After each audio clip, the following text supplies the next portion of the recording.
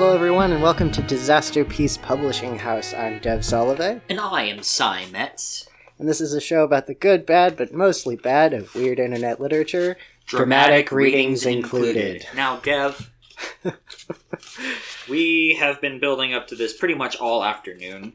Because, dear listeners, you already know what we're reading. And you've probably Googled the book, I assume. I'm just assuming that our listeners have habits. But this was another one that I just kind of ran into out in the wild, and I saw the cover, and I said, I need to buy this and read it immediately. And then the first 23 pages are just like punchline after punchline after punchline after punchline. And it starts with this cover.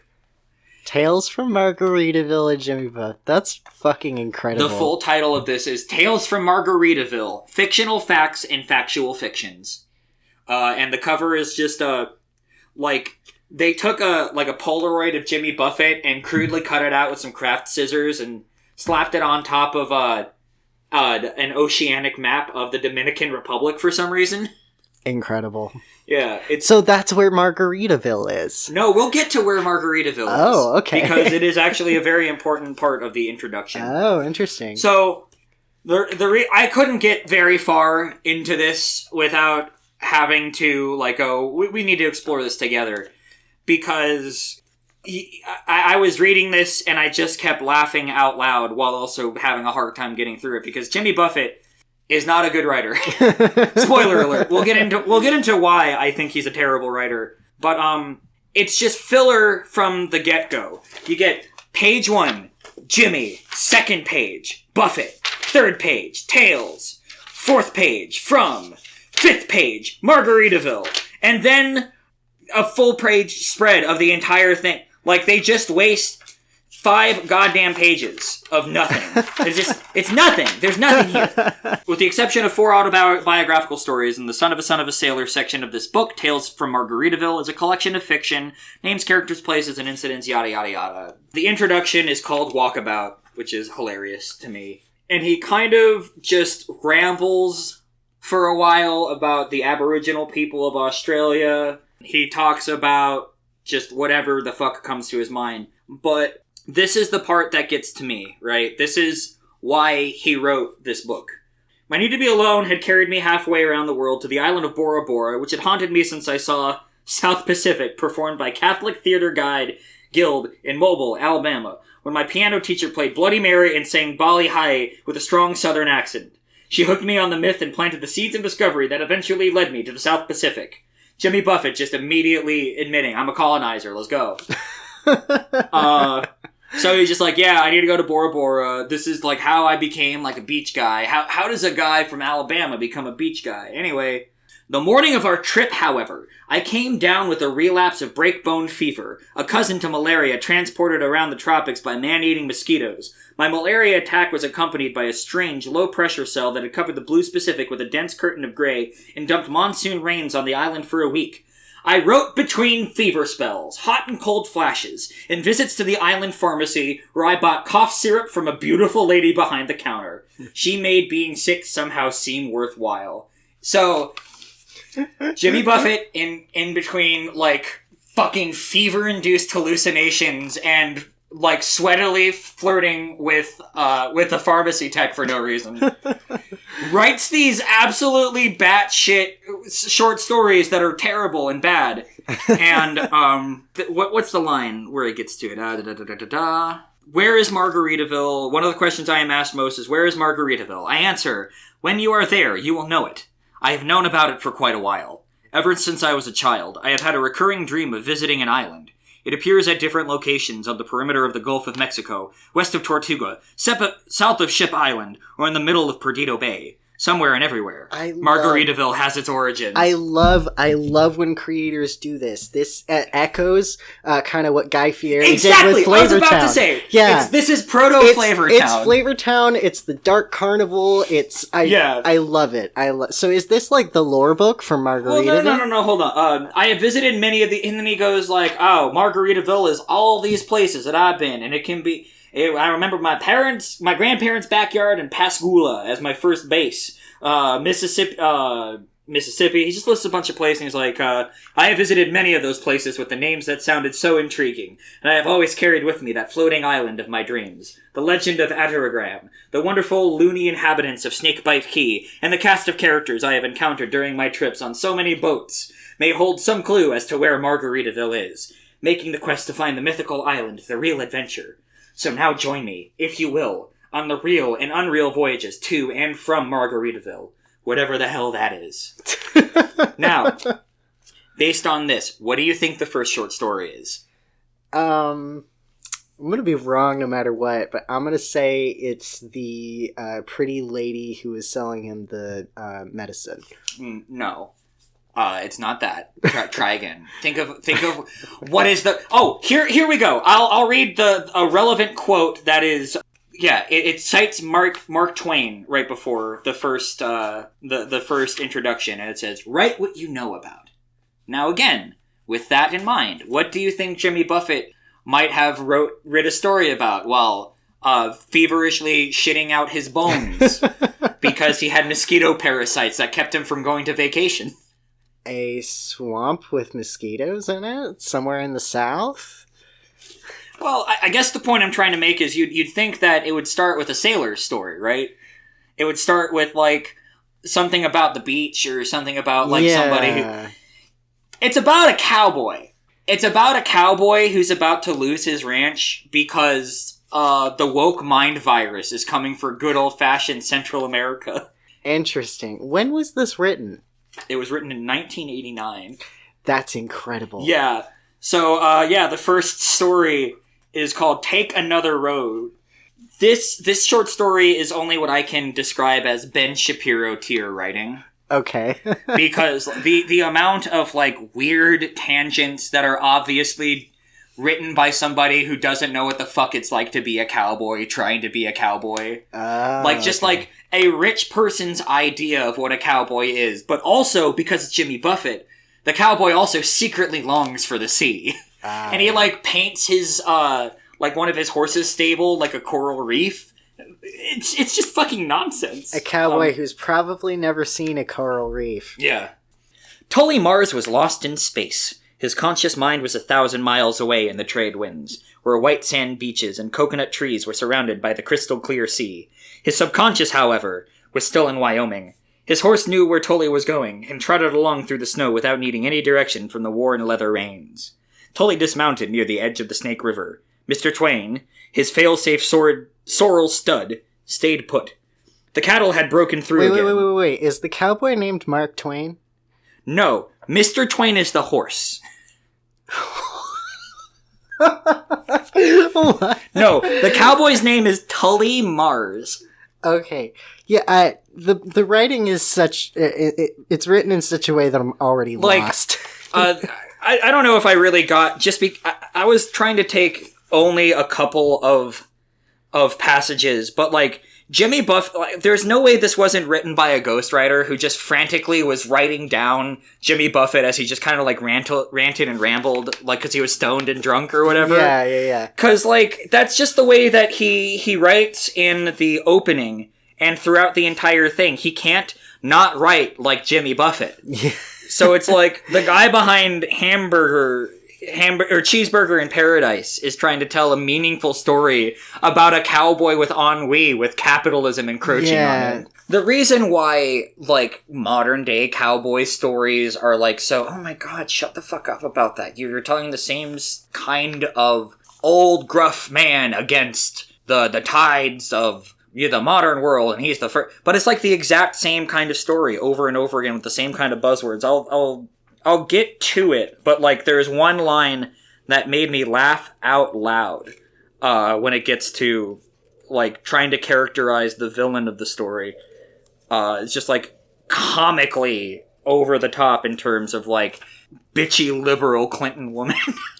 Yeah, okay. So he starts following some dung, because he's, like, following some cows, because he's a cowboy.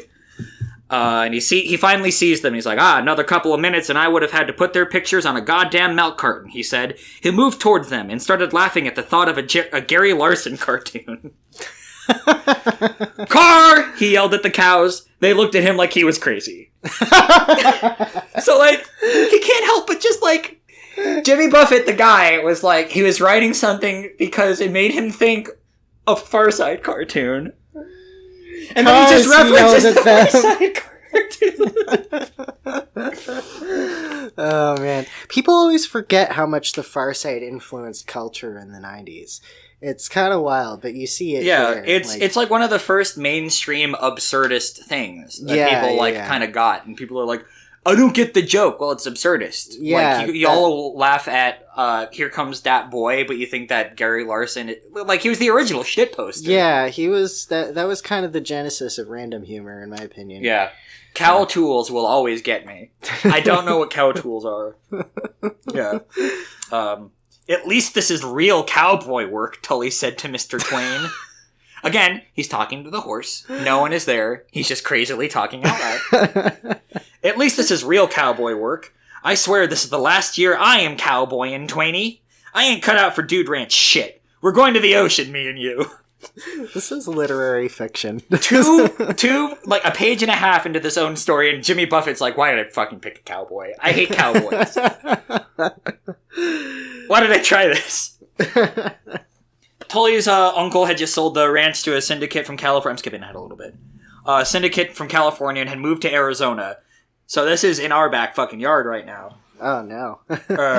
Oh, no. Yeah, his uncle is fucked off, and he's like, shit-talking the lady who did it. Mrs. Thelma Barston, the junk bond queen, was the principal owner. She had blasted onto the property 2 days earlier in a jet helicopter. Her entourage included several lawyers and accountants, a hairdresser, a masseuse, and a tall man in a white mink coat who looked a little light in his loafers. Oh no, a whole band of feminists? Oh my god. Oh no. This woman in her fucking... You know the word I was going to use. A little light in the loafers. Oh my god, Jimmy. Hey. James Buffett. I know it's 89, but come on, you're supposed to be chill.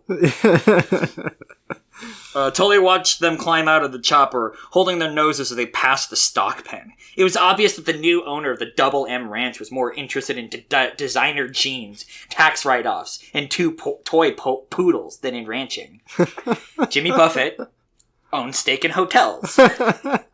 He's a multi-millionaire who drinks Coronas, smokes weed, and just goes, hey, let's talk about the environment. That's a kind of neat thing. But here he is just like, these fucking libs, they're ruining everything, fucking taking away cowboys.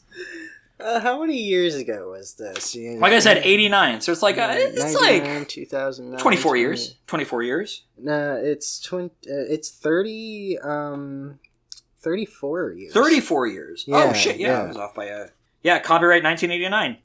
I mean, he's had 34 years to chill out, I think. Yeah, no, like I said, I'm not a Jimmy Buffett hater, but like this sucks. This sucks. This is bad fiction. It's bad and it sucks. It's bad and it sucks, and he's got other shit going on. We're not going to hurt his feelings by making fun of some terrible short stories he wrote while his brain was being melted from parasites. Oh god. I've written worse things completely lucid, you know? Yeah, me too. But like, it's so incredible to me how similar this is in tone to like the way that Ben Shapiro describes modern day folk. Yeah. It's like, it's not so much that like Jimmy Buffett was taking a particular cultural experience that he kind of understood, because he grew up in the South, right? Yeah, he, like at least the contempt that like a rural like farmer might feel for that type of person isn't manufactured, right? Yeah. The way that when Ben Shapiro does, it's completely insincere because you're like, you don't know what fucking cowboys are. Yeah. Jimmy Buffett doesn't either. No. But like Ben Shapiro is copying the type of things that Jimmy Buffett, you know, Jimmy Buffett might be the son of a sailor, but Ben Shapiro is a Xerox of a Xerox, if you catch my drift.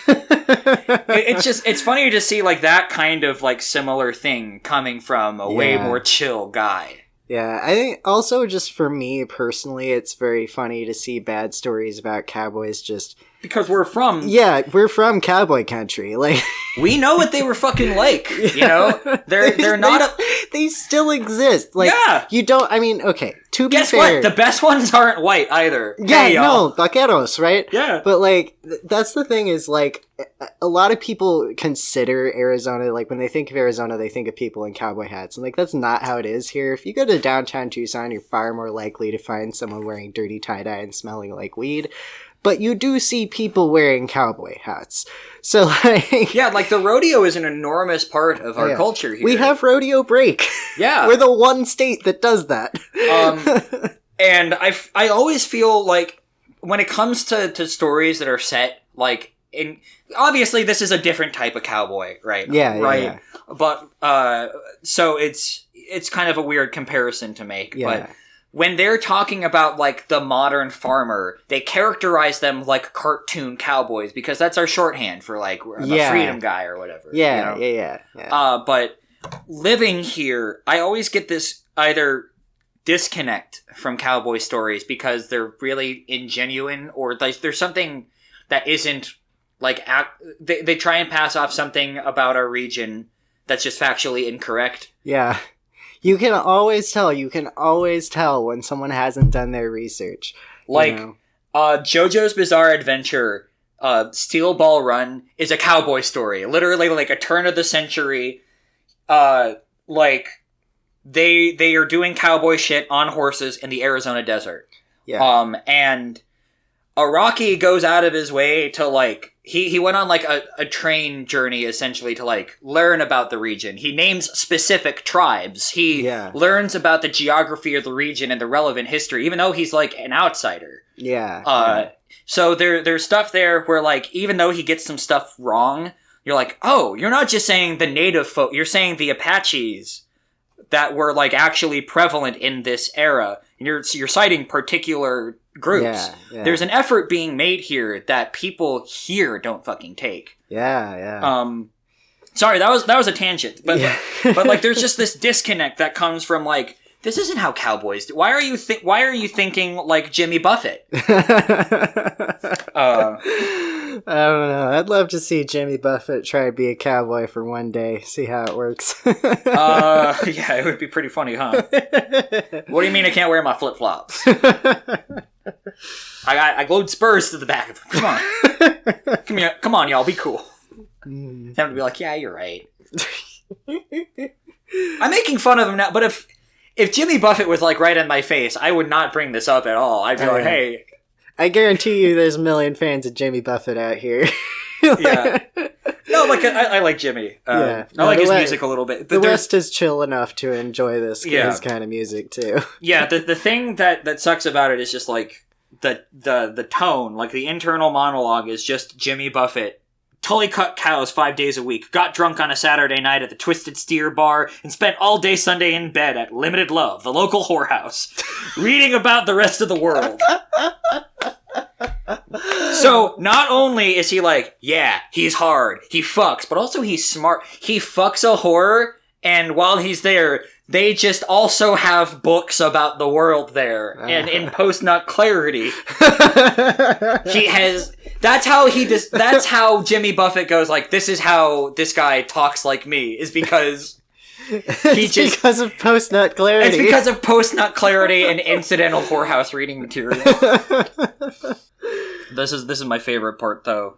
He drove the cows back through the snow to the small corral next to his Airstream trailer, which sat in the middle of a circular field surrounded by aspen trees. He had painted it to resemble a pink coral reef. Tully drove the cows across snow-covered field and felt as if he were on top of some giant cake, gliding through white frosting toward the candy in the center. His flock of plastic flamingos perched near the corral made it feel more like that. Plastic flamingos! One small Hereford shied away from the rest of the herd.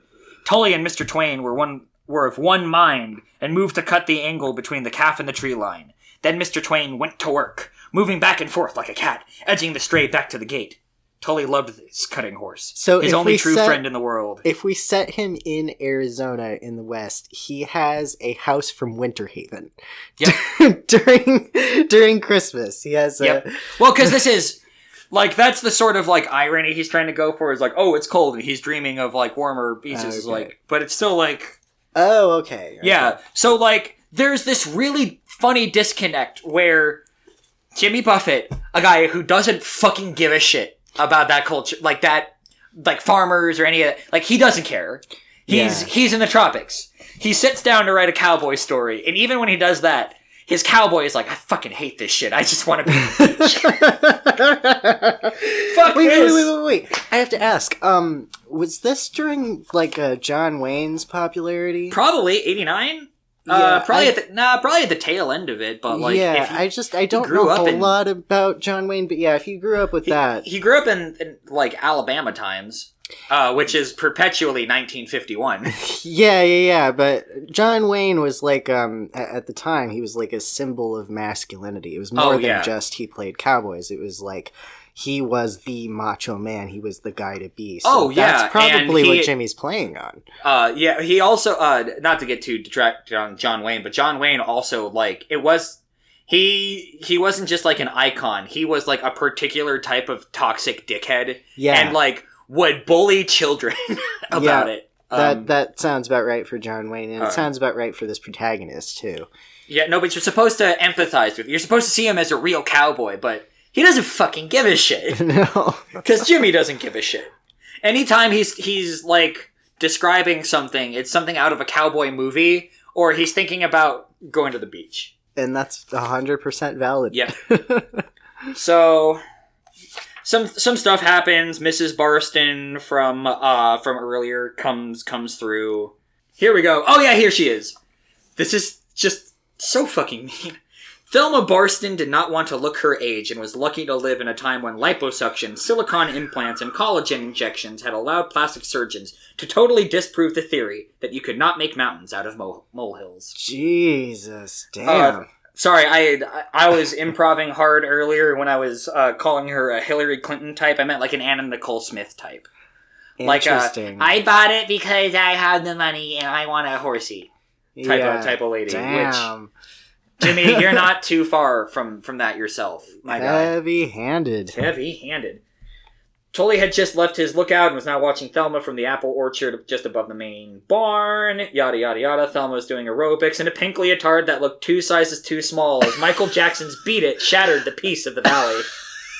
If that spandex outfit rips, she could take out the whole town, he said to Mr. Twain. This is taking place in the present. This isn't a Western. It's Michael Jackson's Beat It is playing. Yes, sorry, that's what I was trying to say. Oh! That's what I was saying earlier, that, like, it takes place in the present. The main character is a cowboy, representative of the modern day encroaching on that. You know, just typical cowboy shit. But yeah. Wow, okay. Yeah. I thought it would be like a... He talked about plastic flamingos, dude. Yeah. That should have clicked a little while ago. You can't underestimate my terrible comprehension. Mine too. We're probably the 2 worst people in the universe to have a read about stuff podcast, actually. Tully knocked on the freshly painted pink door and was greeted by another new face. The housekeeper, no doubt. Oh, you must be the furniture man. I'll get Mr. Bruce. No, I am not the furniture man. Tell Mrs. Barston that Mr. Mars is here to see her. I am not the furniture man. The little woman looked confused and stuttered, One moment, please. One moment. Soon Bruce was at the front door, and his sour attitude had returned now that he was back on home turf. Wait here, he ordered. Tully mockingly snapped to attention. Yes, sir, he said, and clicked his heels. Yeah, just cartoonish levels of like... Oh, he's so fucking macho, and everyone else is such a pussy bitch. Yeah. Unironically love this dialogue for how terrible it is. Yeah. It's like if a stoner was trying to write Feds and vice versa. You know, just like that level of disconnect from like reality and trying to create cartoon characters and claiming that you're drawing from life experience is so funny. Mr. Mars, we are a landholding company. This is Thelma talking now. She's here. Mr. Mars, we are a landholding company. We are not interested in cows. We are going to make a few changes around here. We are going to be more efficient. We are going to run this ranch as a profitable business. She snapped her fingers for the maid, and the little woman brought her the pack of pint-sized pink, black, white, and gray yap dogs to her. And we are going to breed poodles. This is our breeding stock, Mr. Mars. These are the animals that you will be taking care of from now on if you plan to continue working here. And now she's emasculating him by making him I breed love poodles. that. I love that. Oh, I love it so much. Bruce came, some stuff happens. They insult each other. Bruce came unglued and lunged at Tully, who laid him out with his free hand. The maid stifled a laugh, and Bruce cumpled like the Wicked Witch of the West. Who do you think you are, the Marlboro Man? He screeched from the floor. I could sue you for this, you backwoods, racist, sexist redneck. You'll never work in this business again. Oh, man. Well, ma'am, Tully politely said to Thelma Barston, I appreciate your view of the New West, and I hope you have a wonderful time trying to change things. But I do believe it is time for Tully Mars and his trusted horse, Mr. Twain, to blow this fucking pop stand. He lifted the heavy massage table and hurled it through the picture window. He called it a pop stand. Oh my Fresh God. air, Mrs. Barston! Smell that fresh air! He stepped carefully through the broken glass to where Mr. Twain was standing. As a linguist, I have to. That's like the worst. Like, I'm just like nails on a chalkboard. Pop is a Midwest thing. We do not say pop here. We say soda. Oh, hate it. Yeah, and then, like, for the rest of the story, for some reason, it's, like, just a bunch of journal entries. It fucking sucks, and I refuse to read the rest of it. For listeners, Sai literally just threw the book. Just threw it. Yeah. And I kind of want to look at this. Hold on. Yeah, so you think it's gonna be about, like, the tension between these two as they butt heads and he goes to fucking... He eventually decides to leave. But no, they get that shit right out of the way, and then it's just a bunch of weird journal entries. It's... And then some other... Well, that was just one story, but... Yeah, some other interesting, The menu at Shea Barbecue Hill was a lifeline of Isabella's travels. Crab farci, pumpkin soup... it's a whole list of food. It's just like... Hold on. A whole paragraph talking about, like, listing off the food on the menu. But it wasn't nearly as succulent as the shrimp you can order at Jimmy Buffett's Margaritaville. Now open on I-10 off of... He's Grace Ann Parsons all over again. I love it. Pumpkin soup, Big River shrimp. Wusu, famous coconut wedding cake. Gumbo, shrimp etouffee, crab meat omelet, brisket recipe, West Indies crab salad, oyster and bacon casserole, sweet potato pecan pie, and strawberry shortcake. Incredible. Yeah. It really feels like Jimmy Buffett just rambled off a bunch of one-liners, and then a ghostwriter came in and loosely stitched it together based on, like, his scrawled ramblings and, like, backwards handwriting when he was sick. I love that so much. Well, I mean, do you have anything more to say about Tales from Margaritaville? Because I don't think so at this moment. I just wanted to bring that particular introduction to it because I do want to read more of it and pick out some of my favorite bits, but just like, boy, howdy. I mean, you brought the Margaritaville lore. Now I gotta find Flavortown lore somehow. Yeah, the thing about Jimmy Buffett, and this is really why I actually wanted to talk about this on the show, is Jimmy Buffett really is just boomer Guy Fieri, if you think about it. Like, the type of guy that he is, the type of subcultures that he appeals to. Right, yeah. The exact way that they talk, save for, like, an accent difference. Yeah. I'm almost certain that they are two souls unstuck in time who are just living different lives but are the same person. I love that so much. They like fire and water, aren't they? 'Cause Guy Fieri's got the flames, and then Jimmy Buffett's all about the islands and the beach and stuff like that. No, you're thinking of Bob Dylan, Fire and Rain. Yeah. Was that a Bob Dylan song? I was trying to tell a joke. Sorry, James Taylor. The other boomer musician. I don't even know enough about boomer musicians. You said Fire and Rain, and the first thought I had was "We'll set fire to the rain," the lyric from that Adele song. So I don't even like Adele either. But but we're getting off track. I think now would probably be a good time to take a break. How do you feel about that? We'll be back with something completely different. Now for something completely different.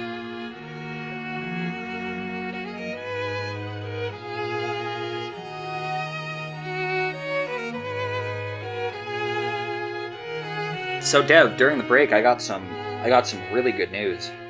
Okay. As you know, Justin Roiland was recently fired from Rick and Morty for doing all that stuff. Yeah, which is allegedly excellent. Allegedly, right? Yeah. Pulls collar comically, but I got a text saying they want me to be the new voice. Oh, really? Yeah. No. Is that so? Yeah, Doug Adult Swim. Which a lot of people don't know. They call it Adult Swim to make fun of the guy. Oh, wow. Yeah. Okay. He texted me and he's like, hey, Sai, I know you're super busy. Got a lot of stuff going on. Mm-hmm. I know you haven't even been able to pencil me in on your Gangbusters podcast, but we're in crisis mode right now, and we need a new perfect Rick and Morty impersonator to carry our multi-billion-dollar franchise.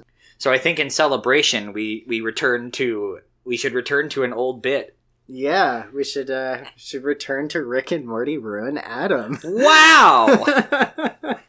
All right. Well, just to kind of recap, we found this one while we were sort of browsing around and just finding random fan fiction and reading it. I got, too curious and maybe a little enthusiastic, so I read it already. Or I skimmed it anyway. It's kind of incredible. Let me read the Rick and Morty lines, because I think that's the way that they'll, feed me the lines. Okay. And then I respond to them. It wouldn't make sense for me to read all their lines. All the words. This bit's stupid. I'm sorry, guys. You see what I mean? Oh, jeez, Rick. Oh, it's too bad that C-137 Morty got exploded and now he's replaced with Midwestern Morty. This is the new direction we're going, don't you know? Alright, so this is Rick and Morty Ruin Adam by user Eager Question. Summary. Rick Sanchez has been called upon to venture into the dimension containing one of the fiercest, most terrifying creatures in the multiverse, Adam Conover. Well, actually... oh man, I don't know what these numbers You might assume that one might need a high IQ to understand Rick and Morty, but actually, it's a very approachable show. Are you sure you don't want to just read this one? Alright, fine. I'll... Okay. It's all good, Rick, C-133B said, patting C-137 in the back. Here's your portal. Just go on right through. No need to thank me. Wow, Rick. I didn't think C-133B. That's... No need to thank me. Time is money. Go on. Rick and Morty jumped through the portal, and as it closed, something dawned on the elderly scientist. Shit! We've been set up! I know I couldn't trust him! Aw, jeez, Rick! What are you talking about? This isn't our dimension, Morty! This is dimension 7ROZ7! What? Morty asked. How do you know? A lab coat? A handsome, if chubby, blonde man in his 30s said with an astonishment as he walked past them, spinning on his heel like a cartoon. You know, most scientific work today does not require lab coats, and of the work that does, most would require that you never wear it outside of the lab itself. You could be contaminating everyone with various genetically modified stains of E. coli as we speak. Rick glared at Adam Conover. Come on, Morty, we need to get out of here. If I know this asshole, he's gonna try and drag us into one of his stupid explainer videos that teach people things a rudimentary Google search could be able to show. He smiled. Actually, Google's algorithm optimizes for things like clicks and satisfaction, not for truth. So if certain people are used to searching only certain things, then their ability to Google material would be severely hampered. Rick's blood pressure rose as he noticed the screen was covered by an animation in 8-bit style of somebody who constantly searches for pizza, trying to find the history of Domino's, the game, and failing. That's why you use alternative cookie and historyless search engines like DuckDuckGo. If you don't find it on the first page of Google, moron, Rick said as the animation ended. Come on, Morty. But Rick, how are we gonna get out? We're only here because your portal gun broke and the last dimension didn't have enough isotope, whatever it was, to make a new one. That's right! Great idea, Morty! Come on! He grabbed his grandson's arm and ran off towards what looked like the city center. After a few hundred meters, they slowed down and took a bus. This is perfect, Morty! This dimension has an LHC just like ours. If we can hijack it... That's very illegal, Adam said, having come from just out of frame and nearly giving Morty a heart attack in the process. I just want to say, as somebody who, actually fucking loves Adam Conover, unironically, this is a very good parody of, his whole shtick. It is, yeah. This is incredibly good Adam Conover parody. Yeah, it's also quite clever, the concept of it. This feels like a genuine crossover. Like if someone had to write an Adam Ruins Rick and Morty sketch. Yeah, it does, actually. Yeah. Wait, where did you come from? What's going on? Relax, Morty. It's just some more of his TV magic, Rick said, making quotation marks with his fingers. Presumably, this asshole has latched onto us like a fucking remora. He won't be free until he's finished ruining whatever it is he wants to ruin. Did you know that remoras may actually clean sharks of parasites? In fact, oh my god, do you ever shut up? Rick grabbed Alan by his suspenders and lifted him up. Adam swallowed, leaning his head away from the screaming old man. This is useless! Anyone who doesn't already knows this is too stupid to know, or doesn't give enough fucks to want to. Adam smiled.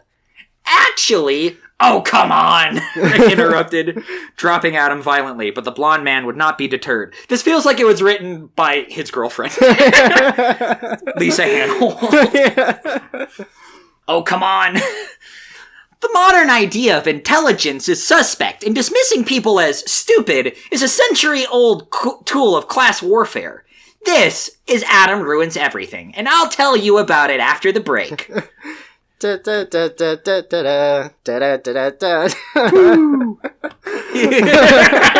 I'm glad. For those listening, Dev wasn't just singing the theme to himself. It's written. Yeah, the music is written there. It's kind of incredible. The year was 1904, and Alfred Binet had found a way to test for mental developmental problems in children, Adam started. Francis Galton tried it first, Rick interrupted, but Adam ignored that as a puppet show appeared. I'm Alfred Binet, a puppet facsimile of the French researcher said. I want to find out what students need help in school. That's a great idea and a way to help students. Adam smiled. But all of that changed when Henry Goddard... Goddard applied a racist test to justify racism, blah blah, intelligence testing is bullshit, blah blah, most... IQ tests map tightly onto core maps with wealth and access to good childhood nutrition. The Alfred Binet and Henry Goddard puppets looked around in confusion as Rick spoke. And even though the supposedly culturally agnostic tests are still heavily reliant on specific variables such that IQ tests only really measure how good you are at taking them. For example, the pattern matching tests are all visually based. Does that make all blind people morons? What about people trained to read right to left? The screen switched back to them. I need to jump in here to say how well this person captured each of their voices. Yeah. They captured the way these characters talk so incredibly well. Yeah. This is better Rick writing than Rick and Morty. Yeah. And yeah, they nailed Adam. Yeah. For real. They nailed it, yeah. The screen switched back to them. Adam, perhaps, for the first time since they had arrived, paused and looked speechless.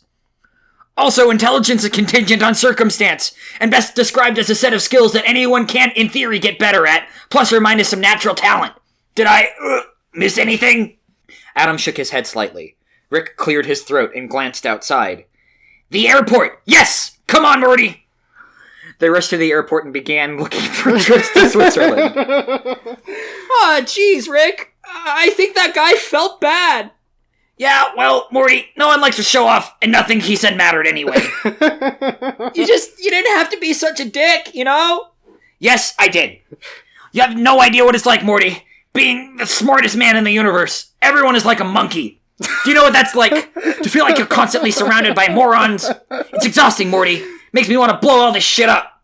Actually, Adam said, coming out of a suitcase that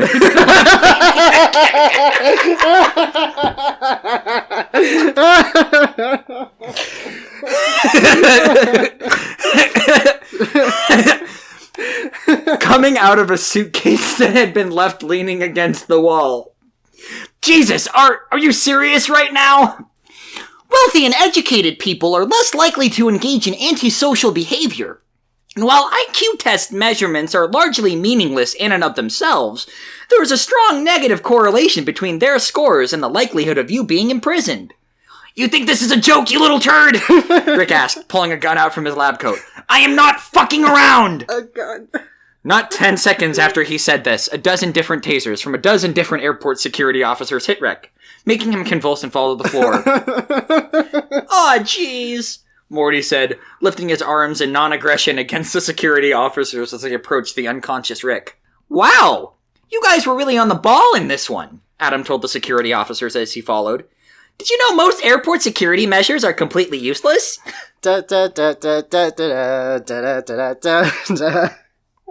And that's why you can't use your intelligence as an excuse to be an asshole. On the nose, as usual. It's true, Rick, said a security officer with a British accent, with pale face and light blonde hair. Rick, meet Noah Carl, a researcher and doctoral candidate in sociology at Nutfield College, Oxford. He has written about the links between trust, intelligence, and human development across nations. Can I do this voice? Yeah. The evidence shows that more intelligent populations engage in more pro-social behavior across the board, and that more intelligent individuals are generally more trusting. Theory suggests that causality runs from intelligence to trust at the individual level, which raises the possibility that the association between trust and development is explained by intelligence. Are you serious here? Why are you even dressed like security? You know this makes no sense, right? Student stipends can't pay the bills all the time, the soon-to-be Dr. Carl said with a shrug. Alternatively, development may lead to higher intelligence, which in turn gives rise to greater trust. Note that intelligence may cause trust not only because individuals with higher intelligence tend to report greater trust, but also because such individuals tend to be more trustworthy. Either way, wealthier and more educated countries tend to have more cooperation, less criminal activity than poorer, less educated countries. And this even tracks when you educate populations over time. Good God, are you even listening to this guy, Morty? Me too, he's so boring. I don't know, Rick. It sounds pretty solid, Rick. He had a bunch of charts about it. Oh no, you've converted him. Don't listen to his bullshit, Morty. Don't listen to him. It's a hoax to make you think you've learned something when you really haven't. Adam sat beside Rick, who had been shackled to the chair in every way imaginable by paranoid and worried security officers. Come on, Rick. You're a scientist. Why aren't you happy that we are giving science to the masses? Because you're not, Rick said, nearly jumping at Adam and biting at him like a rabid dog. You're not a fucking... Do you think that any of your so-called viewers know how to do regression analysis now? Huh? Do you, Conover? Do you think they know how isolating variables work? How to correct for co-founders? Basic lab safety? Adam looked down, pressing his lips tightly. Rick didn't care. You're a fraud, Conover! You're not teaching anybody science! You're teaching them facts! Facts that may be outdated in an hour. Facts that turn out to be wrong. Facts that don't matter if somebody else comes around and goes, oh, look at me. I know this because of science. And they won't be able to tell the difference because you didn't actually teach them shit! Wow, said soon-to-be Dr. Noah Carl. I'll go. He walked backwards away from the room while Adam glared at the floor. Rick continued to glare, struggling against the chair he was stuck to. Is that a good enough reason? Do you understand now? Did you learn something today? What do you need in order to leave? Adam asked, his voice quieter. What? I don't know why you're here, or what I'm even ruining, and you said you wanted to go to Switzerland? Wow, Mr. Conover, you'd really do that for us? Because that would mean, we'd really like that. Don't listen to Morty. It's a trap. It's not a trap. I can use my TV powers. If I help you, will you leave and never come back? Rick glared at the blonde man for a moment, then a smile came upon his lips. I hate this place anyway. Adam snapped his fingers and they found themselves at CERN. This is perfect, Morty! All we need to do is start it up, and with it I can recharge my broken portal gun. It'll take a couple hours, but we can finally get home. Geez, Mr. Conover. Thank you for using your TV powers to help us out. No problem, Morty. Hopefully your grandpa can go home and stop ruining my episodes. Win-win! Though Adam was forcing a smile, Morty can see Rick's rant had done a number on him. Geez, Mr. Conover. I don't actually know how the LHC works, he said, looking around as Rick paid them no heed and focused on hijacking the facility. It's a particle accelerator, Morty. Nothing really fancy. Just a very, very big thing that shoots particles at each other until they collide. And hopefully sometimes they hit each other so fast that they break, letting physicists understand the fundamental particles better. But Mr. Conover, how do they do that? Well, they have these electromagnetic fields. Don't encourage him, Morty, Rick said as he passed by the two of them. Adam sighed. Your grandpa's right, you know. My show is more of just an easily digested version of a Wikipedia article. It doesn't teach people science. It teaches them results that real scientists found. I'm not empowering the masses, I'm just perpetuating the cycle of complacency regarding scientific-sounding claims while people with bad intentions use that to trick the public into making bad choices. Oh, shit. Morty glanced at the two men, one tall and thin, the other shorter and chubbier. One a massive asshole, but the other tactless, but well-intentioned. You know, Mr. Conover, I think your show really does help. You do? Yeah, I think most people just never look into things anyway, you know? They just listen to whatever was on the news or on TV, and then they repeat or believe things until someone else comes along, and I think, if nothing else, Mr. Conover, I think you're trying to make people more curious about things. I am, Adam said with a smile. And I mean, maybe you're not really teaching science, but if more people are more curious about things, maybe they'll sit down and learn the harder parts on their own. Thank you, Morty, Adam said, pulling Morty up to his height and into a hug. Okay, that's enough. Right, sorry, Adam said, putting the teenager down. Grandpa Rick, are you almost done? I'm done, Morty, but this is ancient technology. Like I said, it's gonna be a few hours. Hey, maybe Mr. Conover can explain something to us while that... Rick's glare spoke volumes. I just meant... It's fine, Morty, Adam said. I've done my part. Out of nowhere, the TV show host took out an electrical bicycle and began to pedal. Soon he began to lift into the air and in the hallway. What the fuck? Morty asked, and nearly as soon as he had, Adam crashed onto the roof and collapsed onto the ground unconscious. Goes to show you, Morty, Rick said. Never take off indoors unless you really know what you're doing. Should we help him? He'll be fine. Maybe he can ruin concussions next week.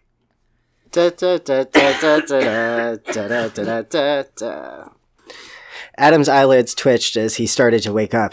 A pair of gromflamites stood at attention near Adam's bed, while a young human woman wearing a bright, shiny red and black leather suit with an upturned collar and silver shoulder pads. So, Adam, I can call you Adam, right? Adam, I'm hoping you can help me out here. If we ever meet aliens, they're unlikely to be humanoid, he murmured, squinting at her.